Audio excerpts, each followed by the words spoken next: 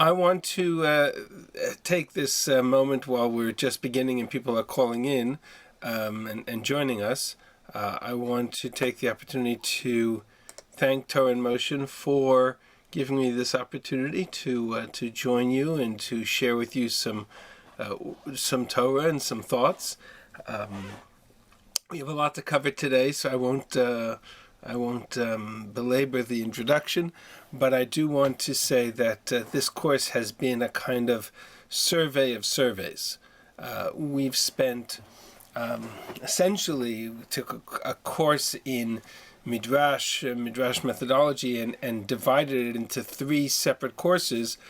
Each one of them, with three separate topics, each one of them really deserves the analysis of a full course. We spent some time looking at the role of Midrash, the authority of Midrash, the nature of Pshat versus Midrash, and the effort to address questions of Pshat with or without the contribution of Midrashic material. We looked at Rashi. We looked at some of the approaches to Midrash, in particular Rashi, who is probably the greatest commentary on Chumash that we have, sort of the foundation of Chumash, and at the same time both uses Midrash but also selectively addresses Midrash to the Pshat questions that he's addressing. And so Midrash through the eyes of Rashi was one part of our discussion. Then we looked at a particular subunit which I called Biblical Roots of Midrashic Stories, which is biblical foundations of Midrashim, both in terms of stories as well as other references and verses and concepts that appear in Tanakh and that Chazal seem to take and apply in other places. And the notion that Chazal were playing a sophisticated, what I call a connect the dots kind of game, where they would take a story or a theme or an idea of one part of Tanakh and give us insight into a different part of Tanakh through that same concept or story. That was a unit we spent some time looking at. And then the last unit, which really is probably the largest and most important, was the question of how do Chazal see complicated or problematic stories in Tanakh. And so we looked at some of them, and then we started to zero in on one particular methodology in Chazal, namely the opinion of Shulman, who is probably the most kind of comprehensive of the rabbinic voices in the world of Midrash and Pshat. Rabbi Shulman appears in many different places in Chazal. One of these days I'm going to do a research on Shulman by himself and what he is looking at. And then it kind of navigated through some of the opinions, some of the stories that he identifies, and we looked at a particular approach within the methodology of Rabbi Shulman, namely that all of the stories, all of the cases that he deals with seem to be cases where, on the one hand, there is a story that on the face of it is described as very intense, very significant transgression or sordid element of the story. And on the other hand, we have a kind of prophetic picture that is described that is sort of less significant, or other way around, a lesser story with a more significant prophetic insight or critique. And what Shulman is addressing is the question, or what we had suggested as the theory, is the suggestion that those cases that he identifies are cases not just where the story is described in particularly harsh detail, but where the Navi or the Tanakh or the Torah seems to describe it or seems to assess to it a lesser degree of kind of critique. And we have this discrepancy between the story and the judgment of Tanakh, and that's complicated. That's theologically problematic. To note that somebody could do something more severe and have the critique of the text of the Chumash or the Navi be less severe than would otherwise have been seen. And so that we had suggested was the primary message of Rav Shulman Achmeni's thoughts, so-and-so, anyone who says so-and-so sinned in the literal reading of the story as it appears, is mistaken because the text of the Navi per se seems to give it a different kind of standing. That more or less was where we started. We looked at the story of Reuven, we looked at the story of the children of Eli, and we looked a little bit at the story of the two children of Shmuel, and we saw this in those three instances. Which brings us to the last of our address topics for this mini-series. And so today is really the last class in this, what was originally a 6-week series, and we turned it into 7. And as I said, each one of these could be explored in a much larger context. The story of David and Bathsheba, which is what we will address today, has been a topic I've been teaching this entire year. So I'm going to do something highly unfair, which is to give you a one-class summary of a core piece of that series without going through the whole series. If you want the entire series, it is recorded and available to you on the Young Israel website. You are welcome to it, and forgive Torah Moshe will forgive me for a shout out to another organizational resource. All right, so that means we're going to jump right into the question, and we're going to start with, actually let me do this and change that to speaker view, put the videos up here. Okay, and that means we're going to start with this statement. This is where we were at last week, the statements of Rav Shulman Achmeni. The source page again is available in the chat, and it's available on the screen as well. So this is the last of the. Rav Shulman Achmeni makes the same articulation. Kol ha'omer ploni chata eino ela to'eh. Anyone who says so and so sinned is mistaken. He says it in a number of cases, and the theory that I'm sharing with you, which is essentially the theory put forward by Rav Meidan in his Sefer on Bathsheba, but it's much broader. It's really a theory that goes to all of these cases and kind of can be demonstrated in each of these instances. We're going to spend today talking about the case of David and Bathsheba in particular. I'm hoping that the basic story of the text you are familiar with, because it would take us a class and a half to go through all of the details by itself. So I'm going to make that assumption. If that is incorrect, then hopefully we'll fill in the pieces that we need. Anyone who says David sinned, in the context of course, the story of Bathsheba, is mistaken, as it says, David was successful in all his ways, and God was with him. A pasuk in Shmuel Aleph Perek Yud Chet. Is it possible that such a chet of adultery with a married woman, Bathsheba, etc., could come to his hands, and the Shekhinah could still be with him? So what do I do with the verse that Natan HaNavi says to David when he comes to critique him about Bathsheba? Why did you despise the word of God to do that which is evil in his eyes? Shebikesh lasot v'lo asa. It means that he sought to do that which was evil, but in fact ended up not doing so. And we will come back to this in a moment. Right away, before you even get to the rest of the story here, there's an immediate observation that the Rishonim point out that some Rishonim point to this observation and say, well, therefore we're going to reject Rav Shulman Achmeni and say that we're going to learn the story as pshat without him, because clearly Rav Shulman Achmeni got the story wrong. And other Rishonim say, no, clearly he's not addressing a simple level of understanding, a much more metaphorical or philosophical level. Whatever, we'll kind of qualify that, because the verse that Rav Shulman Achmeni quotes to demonstrate David's righteousness, and therefore, quite clearly he couldn't have sinned, this verse is written in Shmuel Aleph Perek Yud Chet, and the story of David and Bathsheba is in Shmuel Bet Perek Yud Aleph, which means that we're more or less 20 plus chapters before the story takes place. So to bring a verse from before the story of Bathsheba, to say that David was righteous, God was with him, and therefore he couldn't have sinned, anachronistically, it's an anachronism, and it doesn't work. So we'll have to look at what exactly Shulman Achmeni is trying to address. But there are other verses that are much more explicit, much more direct in terms of what Natan Hanavi accuses David of doing.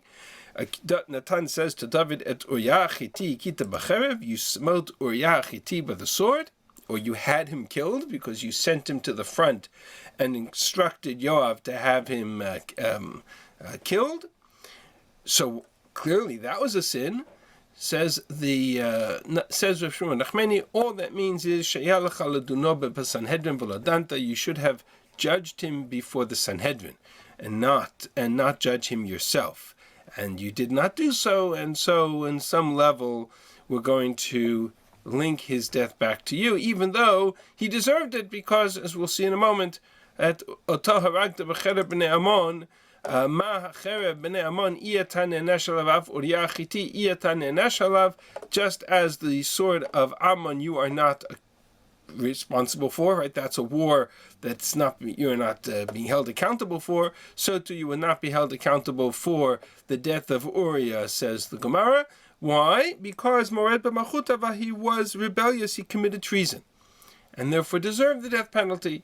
And because he was treasonous in his statement, Adoni Yoav Adoni Apnei Sadachonim, that my Lord Yoav and the servants of my Lord are encamped on the open fields, that statement being treasonous, so he deserved to die, but you should not have judged him yourself.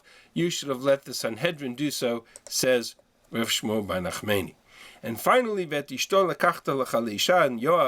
Natan accuses David of taking Uriah's wife, Bathsheba, as your wife after Uriah's death. Nonetheless, it was considered a legitimate marriage. Lakachta, you married her. That means that there's legitimacy, there's a legal authority to that marriage. As Rav Shulman Achmeni says in the name of Rabbi Yonatan, anyone who went out to war in the wars of David, had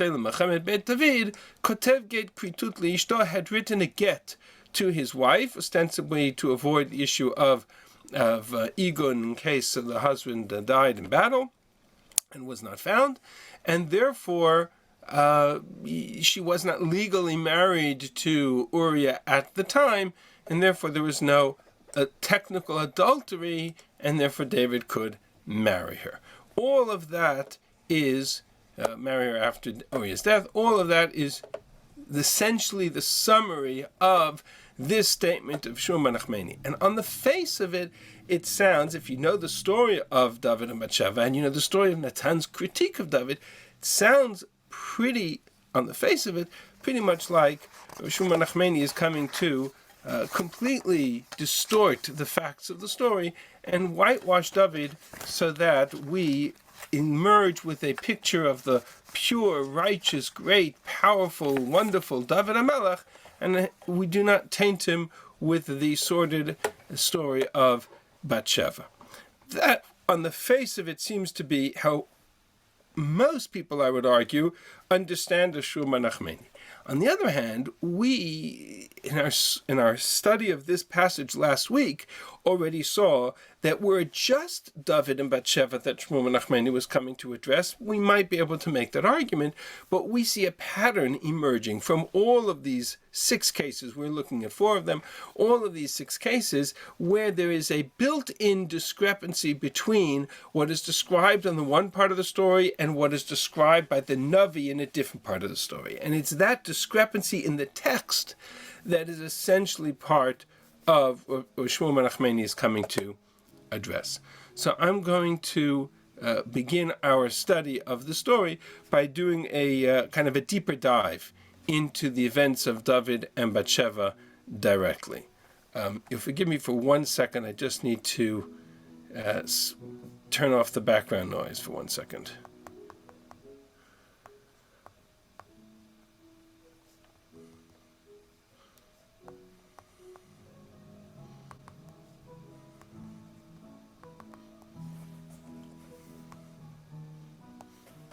Just give me 1 minute.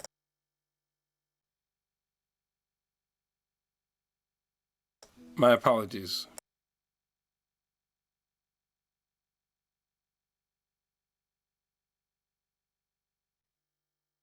Okay. So we're going to jump into the story. So on the face of it, on the one hand, if I look at the story of David and Bathsheba, which again begins with David seeing Bathsheba, being enticed by her and wanting her, etc. Let's go back to the very beginning. Vayishlach David vayidrosh leisha. David sought to inquire who she was, and he is told, Vayomar lozot Bathsheba bat Eliam eshet Uriah Hitti. This is Bathsheba, the wife of Uriah Hitti. And Vayishlach David malachim vayikacheh. So David sent messengers. He brought her to him. Vayishkav ima and he lay with her. V'mitkadeshem mitumata, which is a phrase I'm going to leave for now.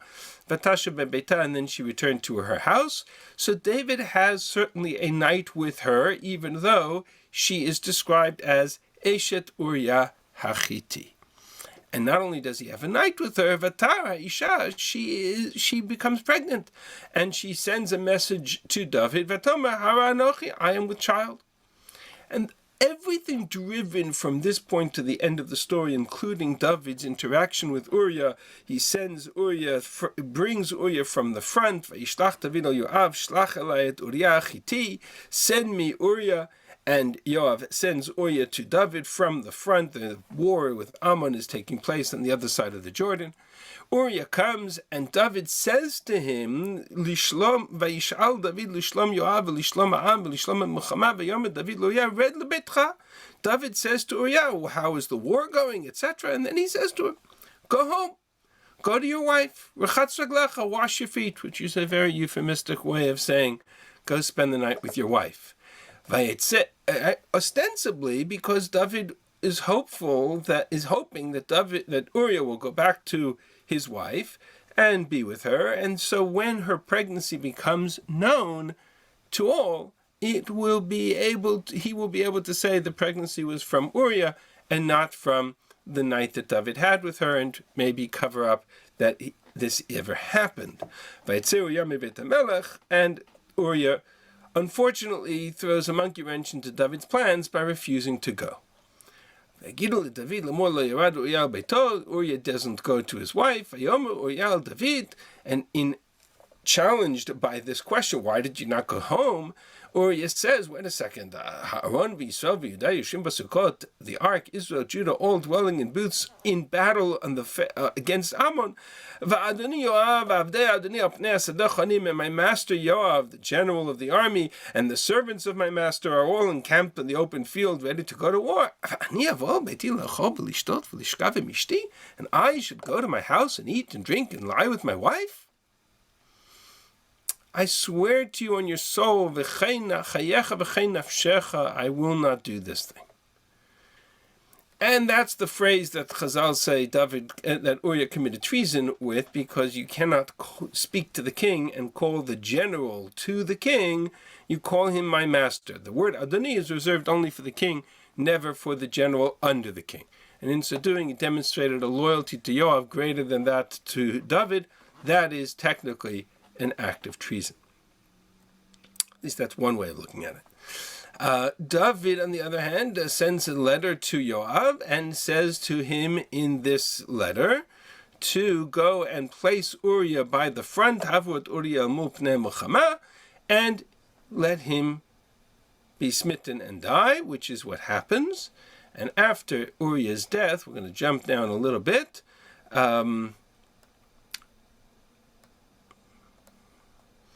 Batishma Eshet Uriah Kimet Uriah Isha, when the wife of Uriah heard that Uriah, her husband, died, she lamented her husband, Batispada Ba'ala, and after the mourning was over, David sent for her, Vayisval Beito, took her to his house, married her, Batilo Leisha, Vateled Laben, they had a son. And this whole sordid incident, Vayera hadavar asher asa David b'nei Hashem, was greatly displeasing, evil in the eyes of God.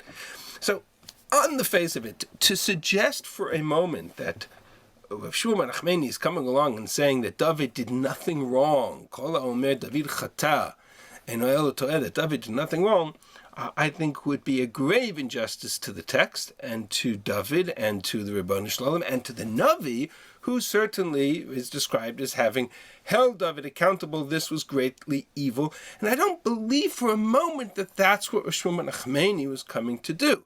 They're not going to distort the story so much that we emerge from this and say, oh, David did nothing wrong, as if to suggest that this kind of behavior on David's part is a kind of role model for us. Right? So we need to really understand what Shulman Achmeni is getting at, because ultimately this is, of course, in Midrash, but also how this fits into the context of the text.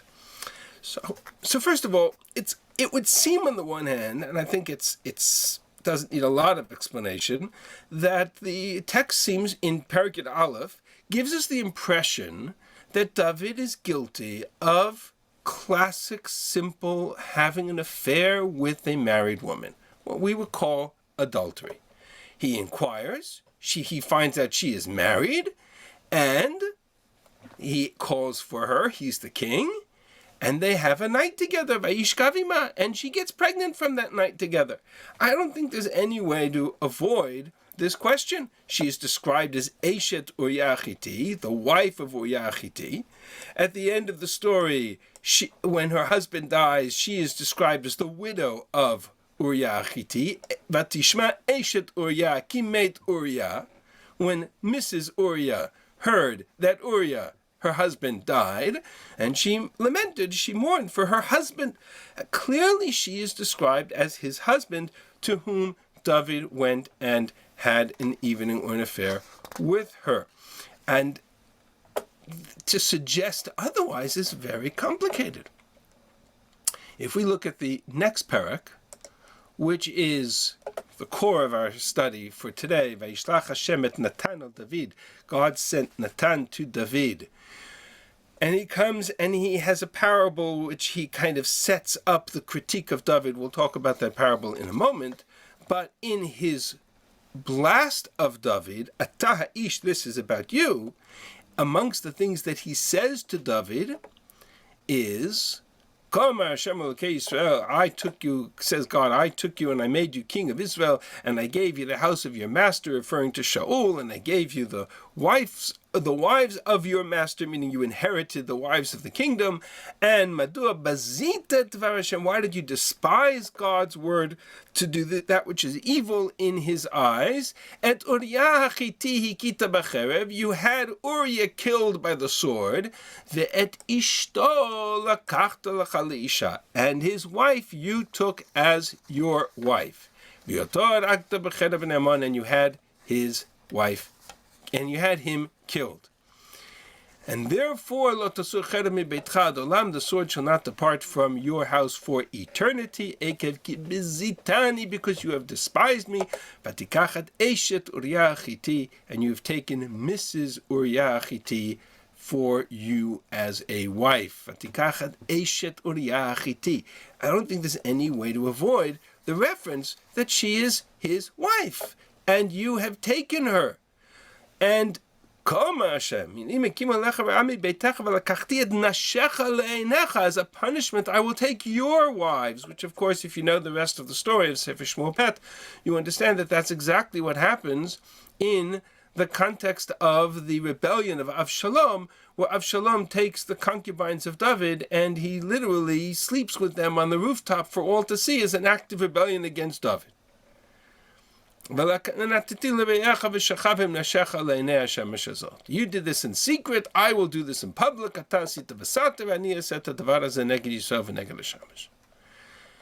Then David says, and we're going to unfortunately not have a lot of time to talk about David's tshuva in this process, but Natan's response to David's tshuva is highly misunderstood, because everybody thinks that Natan said, oh, you did tshuva, you're forgiven. That's not what Natan says. What Natan says is, "Vayomer Natan al David, Gam Hashem ha'avir chatatcha lo tamut." Okay, David, because of your tshuva, which is sincere, no question, the death penalty has been removed from you. You will not die. That's the only part of the critique that was mitigated, namely that the death sentence on you will be spared.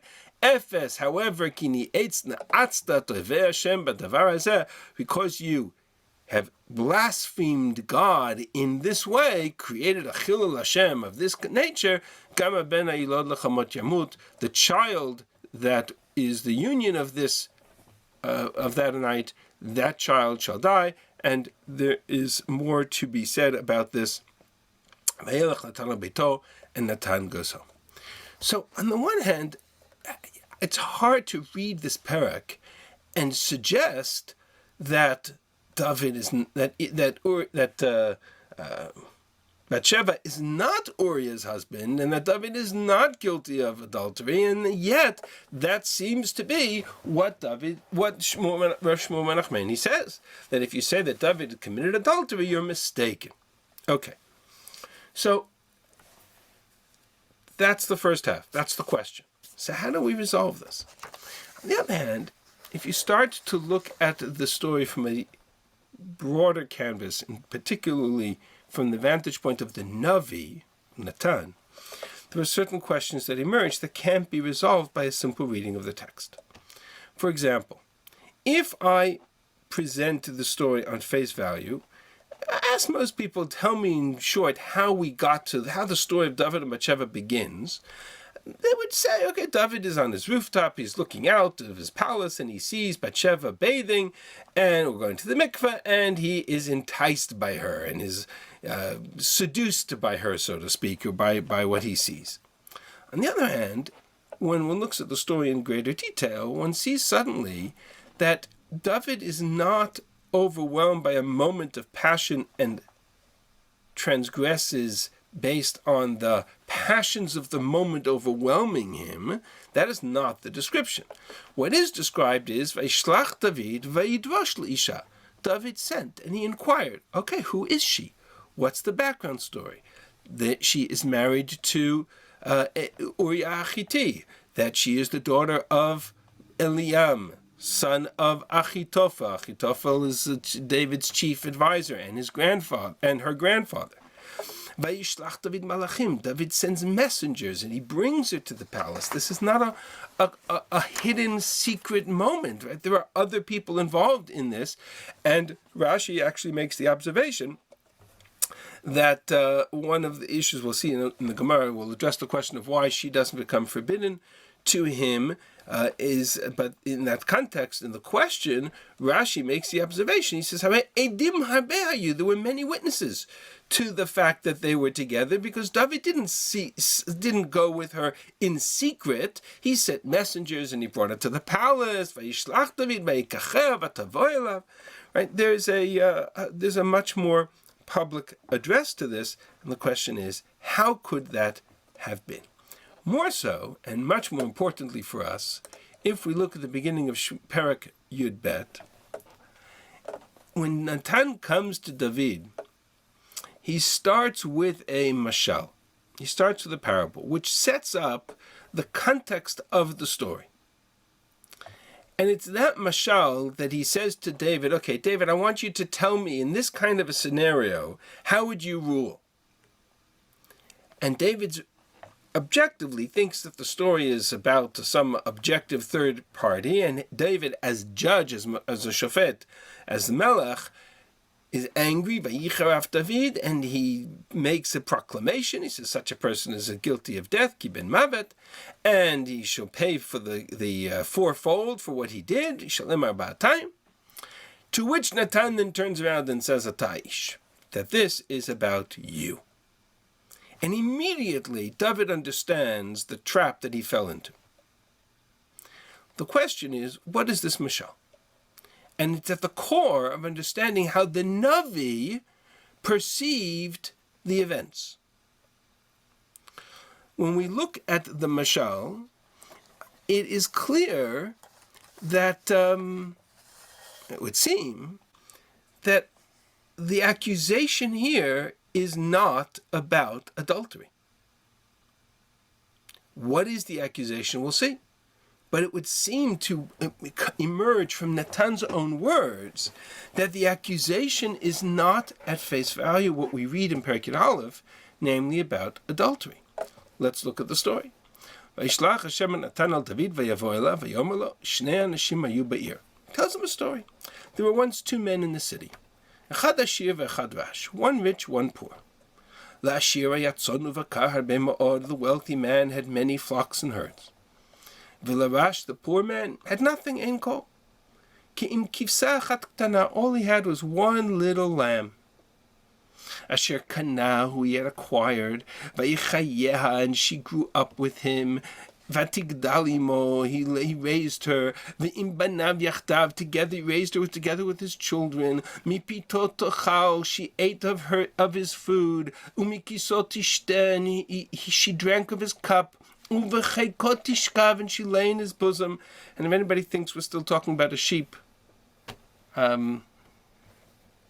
possibly, but I'm not sure. Vatilo kivat, she was like a daughter to him. Vayivahelech lisha ashir, and suddenly a traveler came to the rich man, and the traveler needed food. Vayachmo lakachat mitzono mibkaro lasot loreach habalo, and the balabait, the master, the wealthy man, he had compassion on his own flock, to take of his own flock to prepare for a single traveler. And so, so instead he took the poor man's lamb and prepared it for the man who had come to him as a meal. That's the story. Achnasat orchim, at the expense of the lamb of the other. And David explodes. Vayichar af David va'ish me'od. Vayomer al Natan. Chai Hashem ki ben mavet Aisha sezot. As God lives, says Natan, this man deserves to die. To give to pay back the lamb fourfold. Why? Because he did not have compassion, and he took the poor man's lamb. This is you. And then Natan explodes into what we read earlier. So if you read the story, there are certain questions that jump off the page, but the most obvious is, what does Natan in this mashal accuse the man of being guilty of? If he accuses the man of being guilty of adultery, then you have to ask yourself, there's no word about adultery in this whole mashal. If it was about adultery, first of all, you wouldn't describe it with the sheep, and second of all, David's response would have been different. David doesn't say the man is guilty of adultery. David says the man is guilty of stealing. Fourfold repayment is about stealing. If you steal a sheep, you're obligated to pay back fourfold. And David says it's because he didn't have compassion. That's not adultery. Adultery is not about compassion. Adultery is adultery. It's a death sentence. And if it was so clearly about adultery, how could David not have seen that this was about him, about what he had done with Bathsheba? How could David have fallen into the trap? Natan doesn't come to... If David was guilty of adultery, then why didn't Natan come and say to him, how dare you commit adultery and commit murder? You're... Right? Why do we need a mashal? There are three cases, and this I'm not going to get into because it's a little bit more complex, but there are only three cases in all of Tanakh where the Navi comes to a king and offers a parable or a story in order to get the king to emerge, to recognize his own shortcomings. And in all three cases, including this one, the mishpat is not clear. There's room for compassion, there's room for mercy, there's room for clemency.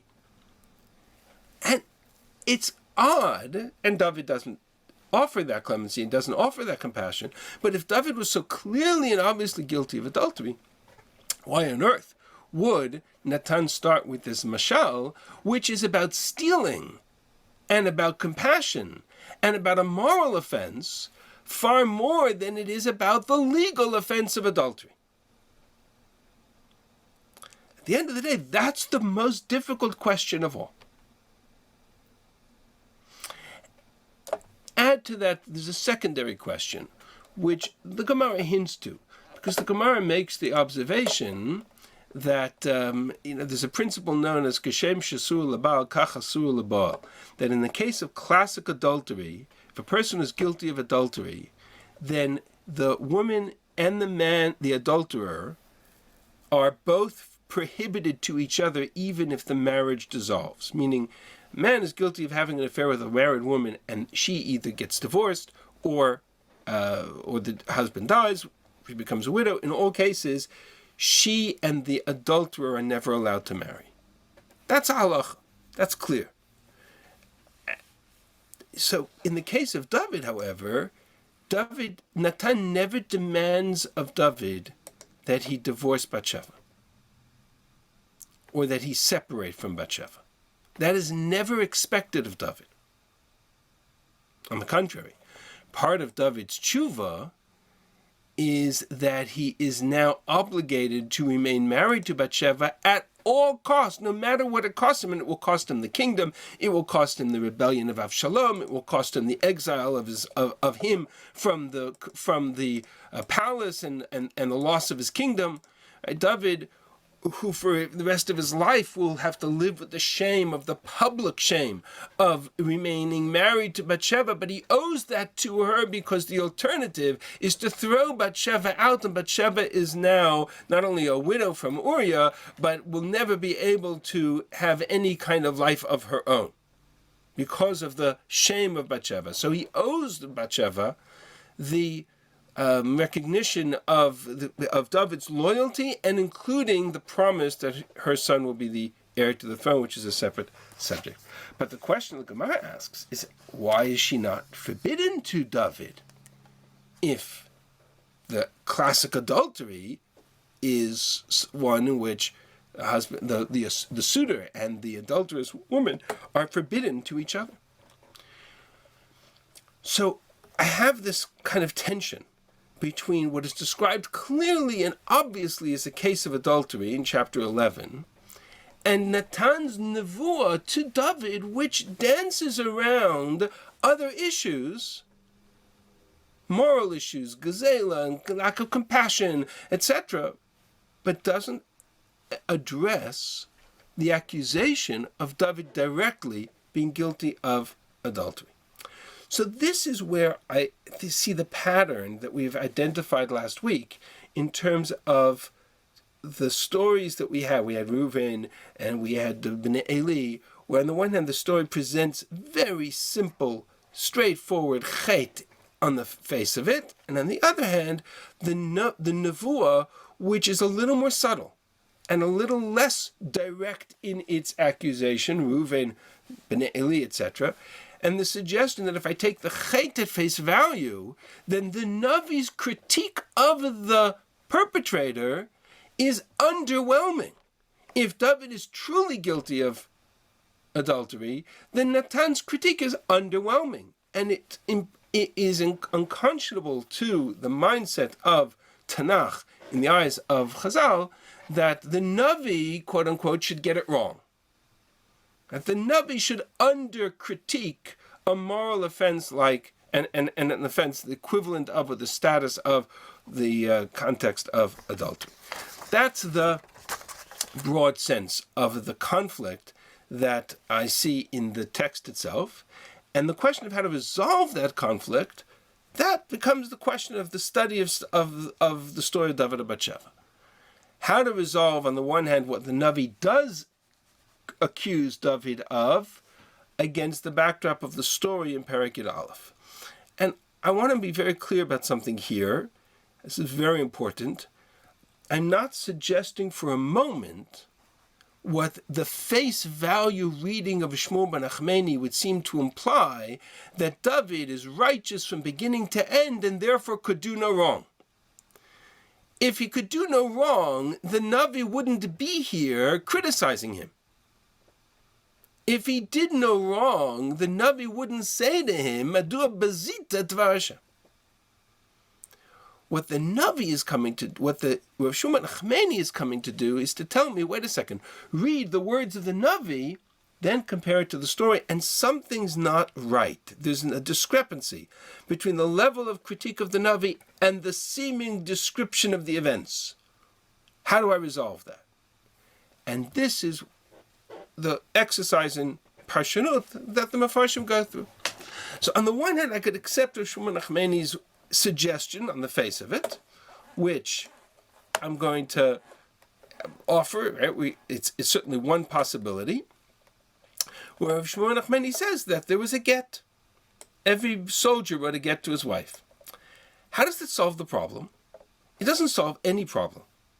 It just shifts the focus of the problem. Namely, if every soldier were to get to his wife, then at the moment that David lay with Bathsheba in Perek Yud Aleph, Shulman Achmeni is not suggesting for a moment that they did not have a night together.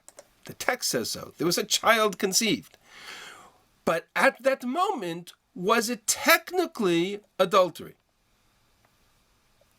Answer, no, because there was a get. So there's a technical excuse that David could use to justify his actions. I want to say that again very carefully. What Shulman Achmeni, I believe, is suggesting is not the way in which we assess David. What he's suggesting is an understanding of how David could have justified his actions to himself. Oh, there was a get. She's not technically, and that might be exactly what he sought to understand. At the very beginning, it says, "Vayishlach David vayidra." She trying to understand, who is she? Oh, she's the wife of Uriah Hittite. Uriah Hittite is out on the war. He must have given a get to her. Okay, so he sent for her. She's not married. There was a get, and David could have justified in his own mind, in this moment of weakness, the technical loophole that he could use to spend the night with her. That's one possibility. The problem, of course, is that this get does not appear anywhere in the text. And that's the problem that the Mefarshim raise, right? On the contrary, it says that he slept with her and that she was Uriah's wife. And so that's not in the text. Now, that in itself, I think, is the question that could be part of the answer, is that the text ignores the get because the point of the Navi is to say to David, I couldn't care less if there was a get or not. The technical answers or the technical justification that you perceive for yourself do not interest the Navi. The Navi's interest is on the moral offense. And all what we have is essentially the tension between the self-justification process that David himself goes through, that leads him down the rabbit hole of one mistake after another, contrasted with the Navi who comes to kind of separate out all the noise and remove all the noise of all the self-justification and the legal loopholes, and say, well, I don't care how many legal loopholes there are. At the end of the day, you committed a moral offense. You ignored the love of Uriah to Bathsheba, the bechekot tishkav, the fact that he gave her a get, maybe, assuming there was a get, he gave her a get out of love, not out of a marriage that broke down, because he cared for her enough to go to war, but he was going to war to make sure that she was safe. How dare you take advantage of that? How dare you not have, in David's own words, the compassion to recognize the relationship between David and Bathsheba, between Uriah and Bathsheba. Uriah comes back from the war. Uriah says to David, Yoav is my master. Uriah is guilty of treason. No question he's guilty of treason. But he's guilty of treason for the reason of his loyalty to you, David, who should have been on the battlefield in the first place. And you, David, are going to just have him destroyed? If Uriah accuses David of anything directly, if Natan accuses David of anything directly, it's the death of Uriah. Et Uriah Hittite ikita b'cherev. You took Uriah Hittite, you had him killed. That's on you, David. Says the Gemara, he was guilty of treason. He judged him as Mored b'malchut. Correct. David, that's your justification. That's how you got here. But in the eyes of the Navi, strip away the justifications of it and deal with the moral offense, you are not impartial. You did this because you are nogeh b'davar, because you are involvement with Bathsheba. You cannot be an impartial judge to assume that Uriah Hittite, who was loyal as a loyal soldier in your army, loyal to a fault, and you're going to accuse him of treason and have him killed. So what I'm suggesting in the get is one possibility. I'll share with you another one, which I think actually plays into the pshat a little bit clearer. That there's a discrepancy between the description of the Chet in Perek Yud Aleph, which on the face of it is adultery and murder, etc., and the Navi's critique, which is that it's a moral offense. You have lack of compassion, lack of rachamim. Did you have the authority and the power to do this? Did you have the justification to do this? Yes. But not everything that we can do, we should do.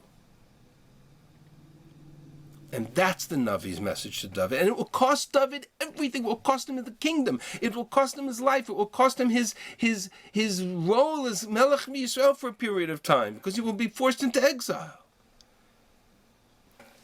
Okay. On the other hand, there are many who are uncomfortable with the suggestion that there is a get that has no reference in the text whatsoever. So there's another possibility here. And I shared with you because I think on the pshat of it, I think it makes more sense. And it's important to recognize. Throughout this story, Uriah is described as one name. Namely, he's always called Uriah HaChiti. From the very beginning, Eshet Uriah HaChiti. What does Uriah HaChiti mean? So the truth is that the reference to Uriah appears in a number of places. Who he is and what his background is important for us to understand. I'm going to do a quick jump to Shmuel Bet Perek Chav Gimel, which is the last perek of Sefer Shmuel. And there we have a list. Eile Shmot HaGiborim Asher LeDavid, the names of David's warriors, his soldiers, who were with him from the very beginning until the end of the story, and it lists all of the warriors of David. Okay, I'm going to not go through the whole list because it's not our subject for now, but if you take a look at the way the list is described, Aviezer HaAntoti, Aviezer from Anatot, or Ira ben Ikesh HaTkoi, Ira ben Ikesh from Tekoa. The pattern here is the name followed by the city in which the person is identified, where he comes from. Now, if I look towards the end of this list, I find the following list of people who are part of David's army and warriors. Bani from Gad, Tzelek HaAmoni, Tzelek from the area, from the region of Ammon, or from the people of Ammon. Nachrai HaBe'eroti, Nachrai from Be'erot, which is part of Eretz Plishtim. Ira HaYitri, Yeter, the descendants of the tribe of Yeter, which is the descendants of Yitro, Canaanites. Gareh HaYitri, and Uriah HaChiti. We also have a reference elsewhere to Ovil HaYishmaeli in another parak in Tanakh. In other words, there were Doeg HaEdomi is referenced in the story of Shaul. In other words, there are many individuals who are part of the army of David, part of the army of Israel, who are identified by their location or their point of origination, which is a foreign region. Ammon, Hittite, Yishmaelite, Edomite, etc. Huge machloket in the Mefarshim. Are they Israelites living in these regions, or are they Gentiles serving in the army of David? And be part and parcel of the community of Israel. Why is it relevant? An interesting halacha, and this is, I think, the source of where this halacha derives from. Mishnah, the Rambam writes, "Look, kiblu," and my apologies, the translation is not side by side. The translation is down below, so if you have the source page, you'll see it here. Let me just try to do this. Lefichach lo kiblu beitin gerim kol yemei David u'Shlomo. The courts in the days of David and Shlomo did not accept converts. Why?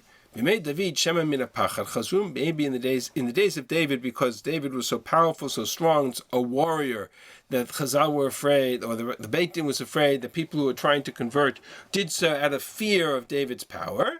And in the days of Shlomo, where the kingdom was so wealthy and so powerful, maybe because of the great wealth and power that being part of the Jewish people was about. However, writes the Rambam, V'af al pichen hayu gerim harbe, but there were many converts, even though the Beit Din didn't accept them. But they converted in the bifnei hedyotot, in kind of lesser rabbinic courts, meaning, putting it into biblical terms and not rabbinic terms, there were many Gentiles who were part of the armies of David and Shlomo, who were part of the entourage and part of the experience, and their status is questionable. Their status is questionable. Are they Jews? Uriah Hitti, Doeg Edomi. Are they Jews? Are they Israelites? Or are they Edomites and Hittites, etc.? And therefore, right, what's the status of a non-Jew marries a Jew? The marriage is invalid. In other words, if we want to look for a justification of David's actions that's not based on a get, not hard to find it. The moment David finds out that Bathsheba is Eshet Uriah Hitti, wife of Uriah the Hittite. Wife? How can you be a wife of a Hittite? She's not Jew. She's Jewish. He's questionable, etc. And suddenly the whole story takes on a whole different character. Again, I come back to my point. This is not to justify David, but rather than, and this is the whole core of Shulman Chomeni's Chiddush, is that it's to understand how David allowed himself the self-justification that places him into a compromising position vis-a-vis Bathsheba, and now they have a child, and now he orchestrates Uriah, and now he sees Uriah as treasonous, and says, oh, perfect opportunity to, until the Navi comes and strips away all of the self-justification that David had convinced himself of through this entire experience, and ultimately holds David accountable not for the legal offense, but for the moral offense. He holds him accountable for what in the mashal of the Kisat Harash, in the mashal that he starts with in this parable, he holds him accountable for stealing. He holds him accountable for not having compassion. He doesn't hold him accountable for adultery, but that's irrelevant. The moral offense is always front and center of the mindset of the Navi. And in this regard, in this context, the story fits the pattern of all of the Nevi'im. Namely, the message of the Navi was not to come and tell the kings and the people that they did something wrong when it was obvious to all that they did something wrong. I don't need the Navi to come and tell me when somebody's guilty of adultery or somebody's guilty of murder. I don't need the Navi to tell me that. I need the Navi to tell me somebody is guilty of a moral offense when in the eyes of the perpetrator or even in the eyes of the people, the legality of the actions are more obvious or more front center than the Navi perceives. Let me rephrase that. David marries Bathsheba. They have a child. From the perspective of the people, justified, perhaps, Uriah was a Hittite, maybe there was a get, maybe there wasn't a get, etc. All of that is David's self-justification. All of that is sends him off to the war. You can't be guilty of a murder in a battle. Lots of people die in battle. All of this is part of David's own process of self-justification. I don't need the Navi. If it's obvious, if David is guilty of adultery, if David is guilty of murder, if David shoots somebody, like Yoav, who is guilty of murder, right? Yoav killed 2 people at this point in cold blood, besides all the people who, on the battlefield. I don't need the Navi to come and say that so-and-so is guilty of murder, or adultery, or any other offense, or violation of Shabbos, or idolatry. I need the Navi to come and tell me where the offense is when God sees the moral offense that the person has committed, because the legal offense, there are enough loopholes for the person to justify their actions. The role of the Navi was always to identify the perception that God sees, having removed all of the false layers of self-justification. That's true by Reuven. Right? Reuven had self-justification, even if I take it literally. Even if I take it literally, of the case of Reuven and Bilhah, which Rav Yosef Bechor Shor does. He says, it's not adultery, it's rebellion. Yaakov was guilty of not acting on behalf of Dinah, demonstrated a lack of leadership, etc., and opened up a leadership vacuum in the continuity of the Jewish people at that time. And so Reuven takes Bilhah as a way of saying, I'm taking over as the leader of the people. It may not be something we would do today, but it certainly had a context which was normal for the time of Tanakh. But the Navi, the Torah, comes along and says, no, this is considered a moral offense. And that's the message of the Navi to David. So what I end up with, and this is what I think of Shulman Achmeni is trying to suggest, and there are other ways to read the story, but the position of Shulman Achmeni is not to whitewash David. I want to make that very clear. It's not whitewashing anybody. What he's trying to suggest is to understand the vantage point, the perspective of the Navi, which is different than the perspective of the people involved in the Chet themselves. And we, as human beings, have an extraordinary ability to find the legal loopholes that will justify our actions no matter what they are. And it takes the third-party objective vantage point of the Navi, and speaking on behalf of God, to say, I don't care what your self-justification motives were. I don't care if Uriah was a Hittite. I don't care if there was a get. I don't care if Uriah was guilty of treason. You, David, have found yourself down the rabbit hole of a moral offense that is unconscionable and cannot be simply overlooked without the consequences for your actions. And that ultimately, I think, is the perspective of this particular medrash, not just in the case of Shulman Achmeni, but overall throughout these efforts or these stories in Tanakh. All right, I've spoken for the last hour. I'm sure there are lots of questions. I haven't really had a chance to open up the floor to questions. I know our time is up, but I'm happy to stay on for a few more minutes if somebody wants to kind of take some of the questions that might have posed in the chat, which I won't get a chance to look at right now, and kind of just verbalize it. And we'll be happy to spend a few more minutes if the line can stay open for a few minutes. Try to address some of the questions.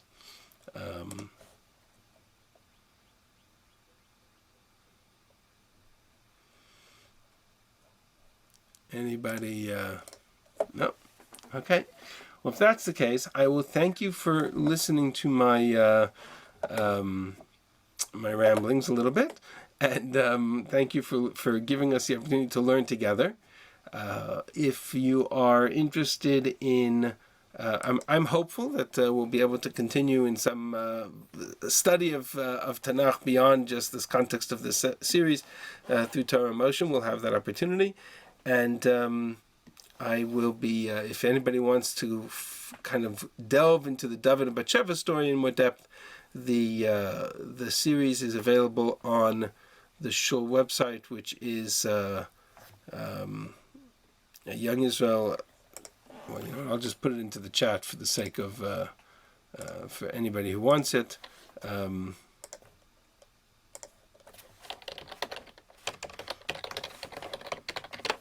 So you can find the list of classes there as well. And with that, I will officially close and turn it over to Shira and or to questions. People are able to unmute themselves. So I know that there was a lot going on in the chat that the rabbi did not see during class. So if anyone would like to pose their comment or question now live, that the rabbi doesn't see the chat while we're working. So if anyone wants to, I know that it might have been a little bit further back in the talk, but I'm sure that if you wanted to pose your question now, Rabbi Shulman's happy to consider it at this point. It's hard to go back. Naomi? So I have a question, and I understand your argument that that's not what Natan was talking about, but the question of the get. Mm-hmm. My understanding was that the get is a conditional get. It's not I'm giving you a get when you. I mean, the whole argument just doesn't hang together. Right. Otherwise, everybody who goes to war would have to remarry every time they come home. Right. So, in the context of the Gemara, that is a question that is discussed in the Rishonim. It's Machlokes Rashi and Tosfot, in fact, whether or not the conditional get is valid only in the case of a death of the husband, retroactively, or is valid right away as an unconditional get, and then they remarried when they came back for more. I tend to say, if we take the get piece of it at face value, I tend to think that the opinion of the Gemara of Shulman Achmeni is that the get was unconditional, and it was designed to protect the women. That's why David could think he could take advantage of that opportunity, because any wife of any soldier essentially was not married. I'm trying to imagine the social disorder that would come out of that, but okay. Yeah, right. But so that's what I'm saying, that I think that it's a Midrashic address to the question. What I try to navigate to is an alternative version of the same result, which is essentially what Shulman Achmeni is getting at. Ultimately, he's not offering a halachic solution. He's offering a textual one to resolve the question. And I think that to suggest that Uriah is a Hittite, it comes to the same conclusion from a different angle. But the message being that that David could justify it, whether legally through a get of some kind or through some other mechanism, if I leave it at pure, and there are opinions that it was adultery and that she is married, they resolve the question of her being forbidden to David in other ways. And there are other solutions to that problem, but yeah. Okay, thank you. You're welcome. Okay, now let's take the punishment that he got. Is it commensurate with the sin of morality? So the answer to that question is complex. And I would argue yes, but I don't have the time now to go through all of the depth of the punishment. For that, I'd have to tell you, you'd have to look at the full picture, either in the article from Rav Medan or in the Shiurim. What I will tell you on one foot is that his punishment includes three different domains. One, David himself decrees, which is that the fourfold payment is not just the death of the child that he conceived with her, but 3 additional children that Bathsheba has with David, as if to suggest that that this marriage is doomed to failure and to God's anger, and every child they have dies. With the exception of the 5th child, not the 2nd child, namely Shlomo, and at that point, that's why Shlomo becomes so significant, because it's a way of saying, okay, God has allowed the punishment to run its course, and now the rest of the story can unfold. The other piece of that punishment is that David is exiled from the kingdom in public shame. rebellion of Avshalom, the rebellion of Amnon and Tamar, and all of the consequences of the rest of Sefer Shmuel essentially destroy David's kingdom from that point until he's able to come back, which is only because of the experience. So, and then thirdly, there's a third level of punishment that Chazal talk about, which is much more intense. And on top of all of that, you have the tshuva that David reflects in Sefer Tehillim, which includes the loyalty to Bathsheba that he now must demonstrate, putting her life ahead of his own. So it's complicated, it's multi-tiered, but that's essentially the mechanism by which David finds his way back into the main fold of Jewish life. I have a question. So obviously David must feel that he did something wrong. Otherwise he wouldn't go to any length to try and get Uriah to sleep with Bathsheba to cover up the pregnancy.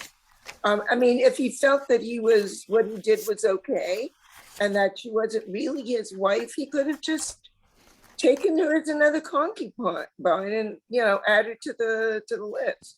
Right. So I again, the short answer is I don't think he does that because he doesn't think he did something wrong. I think he does that because his concern shifts to the life and future of the child, the unborn child in Bathsheba. And so his goal is to make sure that child survives. The common practice would have been for if Uriah had come back and found his wife pregnant, having committed an affair, etc. In biblical context, the ultimate result for either Bathsheba or that child's life is unknown. So I think that's driving David more than the question of his own impropriety. Thank you. Can I ask a question? Yep. Yeah. So the Navi seems to fault David with the death of Uriah. Yes, absolutely. First of all, I mean, Uriah was on the battlefront anyway. Granted, he was sent back to the front of the battlefront, but I mean, isn't the death of a person predetermined by Hashem anyway? Wasn't it his time to pass? I mean, it seems harsh. There is a parish like that says that David sort of sent him to the battlefield and let his fate be up to God. In the context of the story, and this I didn't have time to go through in this class, if you read the story itself, the letter that he sent to Yoav seemed to have been much more directed, meaning the battle plan was send him to the front, send him to the wall, send him to the front of a frontal attack against the wall, and then abandon him and not provide him the backup, etc. David sent him on a suicide mission. And so that's part of the parak I didn't read, but it's clear that David had orchestrated with Yoav that this would end in no way other than the death of Uriah.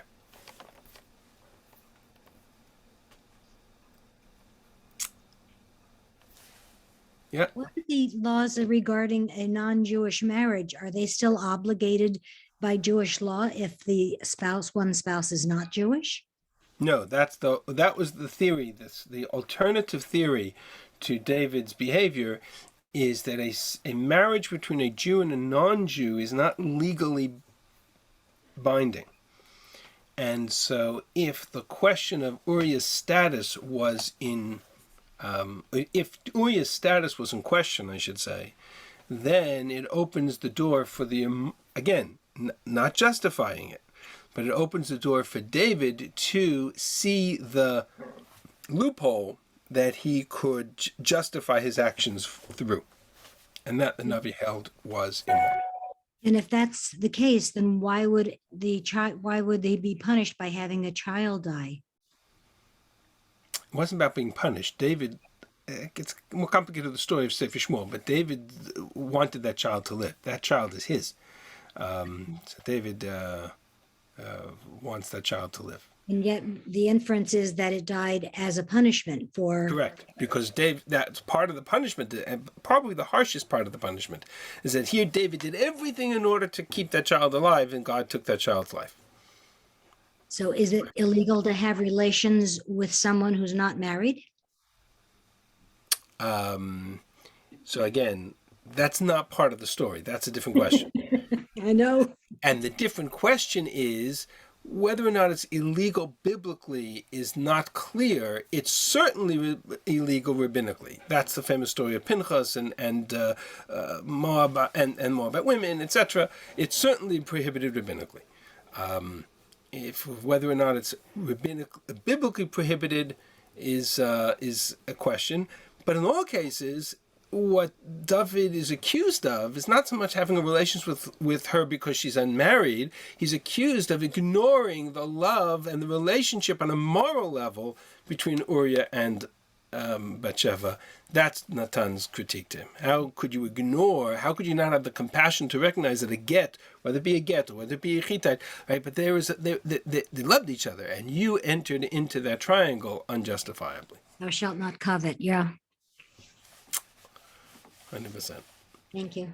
All right. Any other? Then I will adjourn here. Thank you for listening. Thank you for the extra time. And I hope that you have found the series helpful, meaningful. Ultimately, I'll end with what I started with, which is that the goal is to recognize that Midrashim are far more complex than we give them face value at. And ultimately, our job is, even if we don't necessarily have to take Midrashim literally, but in all cases, we need to take them seriously and understand what Chazal were trying to tell us, and how we navigate through the text of Tanakh with their guidance and insight. I hope you have a wonderful day and time, and continue to learn and enjoy. Fascinating. Thank you very much. My Thank pleasure. you. Each and every Wonderful, lecture. Fascinating. Each wonderful lecture. series. The whole series was wonderful. Riveting. Yeah. Totally a pleasure. You have such a gift for teaching, and you know what, the way that you taught us will continue to teach us, because we'll apply your principles of analysis and comparison now to everything else that comes our way. And I hope one of which will be you again. So Thank you. Appreciate be that. well. You got it. Be well. Tודה רבה. Yom Tov.